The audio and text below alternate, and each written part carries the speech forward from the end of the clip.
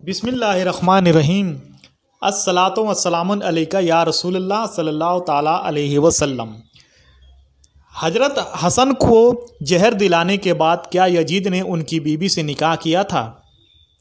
हुजूर सल्लल्लाहु अलैहि वसल्लम का निकाह आपके नबी बनने से पहले 25 साल की उम्र में हजरत खदीजा रजी अल्लाह ताला अन्हु से हुआ था कि जिनसे 4 बेटियां और 3 लड़के पैदा हुए, लेकिन आपके लड़कों में कोई भी जिंदा ना बचता। पैदाइश के कुछ ही दिनों के बाद उनकी वफ़ात हो गई, इसलिए आपकी सिर्फ लड़कियां थीं।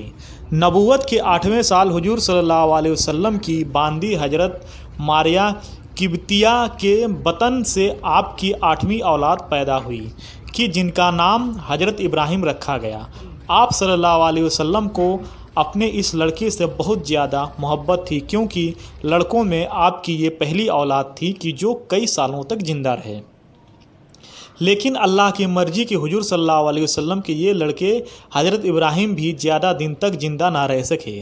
आखिर कुछ ही सालों के बाद इनकी भी वफ़ात हो गई। बेटे इब्राहिम की वफ़ात हुजूर सल्लल्लाहु अलैहि वसल्लम को इतना बड़ा सदमा लगा कि सहाबा इकराम बयान करते हैं कि अल्लाह के रसूल सल्लल्लाहु अलैहि वसल्लम ने अपने बेटे इब्राहिम को कब्र में दफन करते हुए कहा कि ए मेरे बच्चे इब्राहिम, आज मेरा दिल बहुत गमगीन है और मेरी आंखों में आंसू भरे हुए हैं, लेकिन मैं सब्र करूंगा और अपनी ज़ुबान से वही बात कहूँगा जो मेरे अल्लाह ने फरमाया है।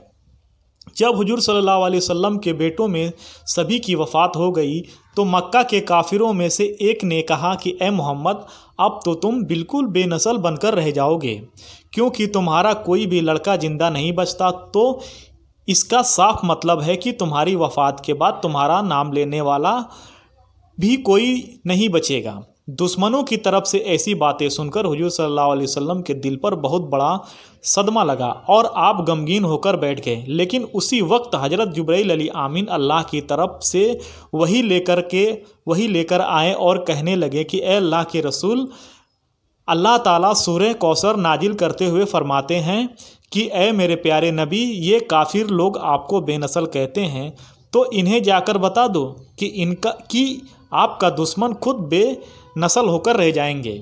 और आखिर यही हुआ कि 15 रजब सन 3 हिजरी में मदीना मुनव्वरा के अंदर हज़रत फ़ातिमा रजी अल्लाह ताला अन्हु के बेटे हज़रत हसन सूरह कौसर की इन आयतों की तफसीर बनकर इस दुनिया में तशरीफ़ लाए। और फिर हज़रत हसन रजी अल्लाह ताला अन्हु से अल्लाह ने हुजूर सल्लल्लाहु अलैहि वसल्लम की ऐसी नस्ल चलाई कि आज भी आपको जगह जगह सादात लोग नज़र आएंगे कि जो हज़रत हसन के रिश्ते से हुजूर सल्लल्लाहु अलैहि वसल्लम की ही औलाद हैं। हज़रत हसन रजी अल्लाह ताला अन्हु की पैदाइश ने प्यारे रसूल के दामन से बेनस्ल होने का धब्बा पाक कर दिया था और काफिरों से कह दिया था कि ए काफिरों, तुम अपनी आँखें खोलकर देख लो कि अब मैं दुनिया में आ गया हूँ। मेरे नाना की नस्ल मुझसे ऐसी चलेगी कि क़यामत तक कोई मेरी नस्ल को मिटा नहीं सकता। और हज़रत हसन रजी अल्लाह ताला अन्हु की पैदाइश से पहले हुजूर सल्लल्लाहु अलैहि वसल्लम की चाची जान हज़रत उम्मे फजल ने ख्वाब देखा कि आप सल्लल्लाहु अलैहि वसल्लम के जिस्म का एक हिस्सा मेरे घर में है। तो ये ख्वाब देखकर वो बड़ा हैरान हुई और सुबह जल्दी से हुजूर सल्लल्लाहु अलैहि वसल्लम की खिदमत में हाजिर होकर कहने लगी कि ए अल्लाह के रसूल, मैंने आज रात में ऐसा ऐसा ख्वाब देखा है।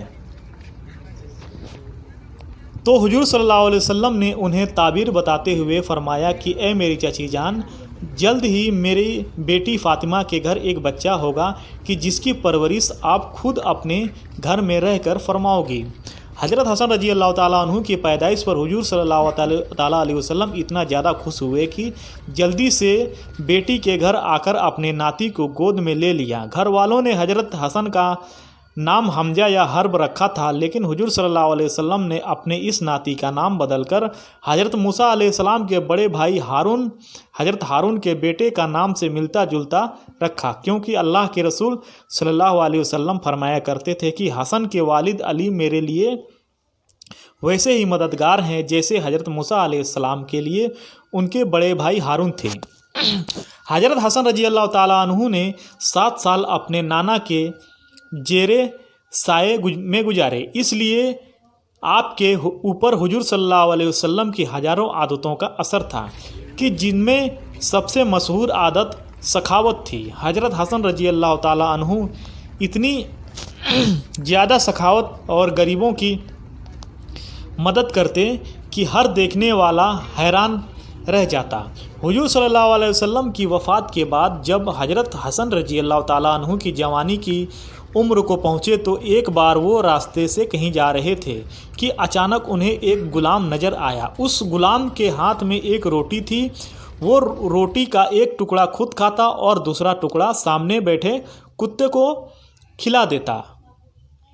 ये देख हज़रत हसन रजी अल्लाह ताला अन्हु को बहुत ज़्यादा हैरानी हुई और उस गुलाम से पूछने लगे कि तू ऐसा क्यों कर रहा है। तो उस गुलाम ने जवाब दिया कि ए इमाम अली मकाम, मुझे इस कुत्ते के सामने बैठकर अकेले रोटी खाते शर्म आती है, इसलिए मैं रोटी का एक टुकड़ा खुद खाता हूँ और दूसरा इस कुत्ते को खिला देता हूँ। ये सुनते ही हज़रत हसन रजी अल्लाह ताला अन्हु ने कहा कि ए गुलाम, तू इसी जगह बैठे रहना, मैं अभी वापस आता हूँ।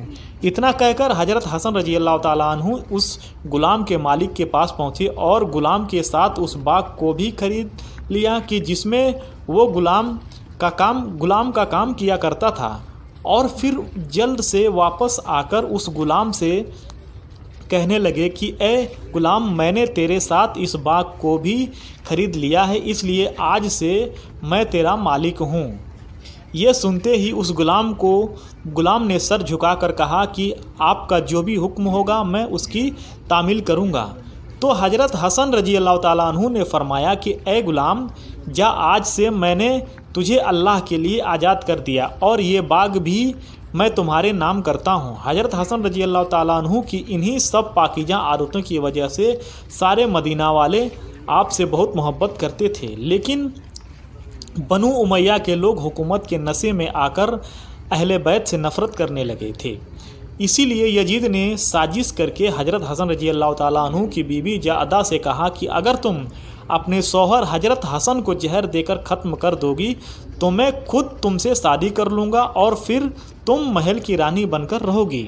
लालच में आकर बीवी ने ऐसा ही किया और उस घड़े में जहर मिला दिया कि जिससे हज़रत हसन रजी अल्लाह ताला अन्हु रात में उठकर पानी पिया करते थे। आखिर जिस रात हज़रत हसन रजी अल्लाह ताला अन्हु को जहर दिया गया तो उसी रात आपने अपनी बहन जैनब को पास बुलाकर कहा कि ए जैनब, मुझे अभी ख्वाब में मेरे नाना नज़र आए थे। वो मुझसे कह रहे थे कि ए हसन, मैं तुझे लेने आ गया हूँ।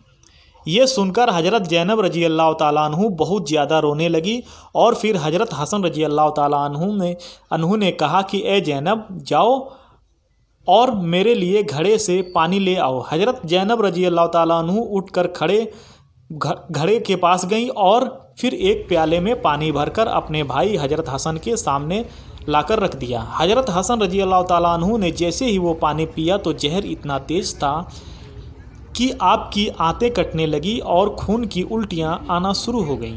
आखिर देखते ही देखते आपका सारा जिस्म हरा पड़ गया और फिर 3 दिनों के बाद आपकी वफ़ात हो गई। वफ़ात के बाद बनु उमैया वाले हज़रत हसन रजी अल्लाह ताला अन्हु के जनाजे के सामने तलवार लेकर खड़े हो गए और कहने लगे कि हम हसन को नबी के बगल में दफन नहीं होने देंगे। करीब था कि बनु उमैया और मदीना वालों के बीच एक जंग छिड़ जाती, लेकिन हज़रत अबू हुरैरा रजी अल्लाह ताला अन्हु ने आकर इस मामले को रफ़ा दफ़ा किया और शाम होते होते हज़रत हसन रजी अल्लाह ताला अन्हु को उनके अम्मी के बगल में जन्नतुल बगी के अंदर दफन कर दिया। हज़रत हसन रजी अल्लाह ताला अन्हु की वफ़ात के बाद उनकी बीवी जादा यजीद के दरबार में गई और कहने लगी कि अब आप अपने वादे के मुताबिक मुझसे शादी कर लें। लेकिन यजीद ने अपने एक वजीर को पास बुलाकर कहा कि जाओ और खजाने में से 1 लाख दिरहम ले आओ। यजीद के हुक्म पर जल्दी से वो वजीर खजाने से 1 लाख दिरहम ले आया तो यजीद ने वो दिरहम अपने हाथ में लेते हुए ज़्यादा की तरफ बढ़ा दिए और कहने लगा कि ए ज़्यादा ये 1 लाख दिरहम तुम्हें तुम्हारे काम के बदले में इनाम के तौर पर दिए जाते हैं, ये पैसे ले लो और मदीना वापस चली जाओ। हज़रत हसन रजी अल्लाह ताला अन्हु की बीवी ज़्यादा ने जैसे ही ये बात सुनी तो उसके होश उड़ गए, क्योंकि उसने तो लालच में आकर हज़रत हसन रजी अल्लाह ताला अन्हु को जहर दिया था कि यजीद उससे शादी कर लेगा, लेकिन यहाँ तो कुछ और ही बातें हो रही थी। आखिर जब ज़्यादा यजीद के महल में चिल्लाने लगी तो यजीद ने कहा कि हाँ, मैंने वादा तो किया था, लेकिन जो औरत लालच में आकर अहले बैत को जहर दे दे तो वो ज़िंदगी में कभी भी मुझे जहर देकर मार सकती है, इसलिए मैं ऐसी औरतों पर कभी भरोसा नहीं कर सकता। इतना कहकर यजीद ने दरबारियों को हुक्म दिया कि इस औरत को महल से बाहर निकाल दिया जाए। यजीद के हुक्म पर ज़्यादा को महल से बाहर निकाल दिया गया।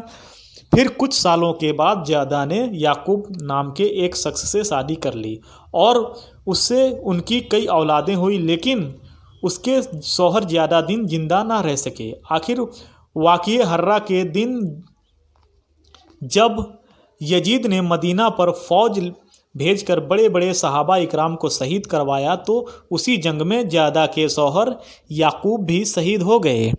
फिर उसके बाद ज़्यादा ने अब्बास नाम के एक शख्स से शादी की, लेकिन यह रिश्ता भी ज़्यादा दिन न चल सका और अब्बास की वफ़ात हो गई। तो दोस्तों, ये थी आज की वीडियो। अगर वीडियो पसंद आई हो तो दिल से लाइक और हमारे यूट्यूब चैनल को सब्सक्राइब ज़रूर कीजिएगा। दोस्तों, मिलते हैं अगले वीडियो में, तब तक के लिए खुदा हाफिज़। अस्सलामु अलैकुम।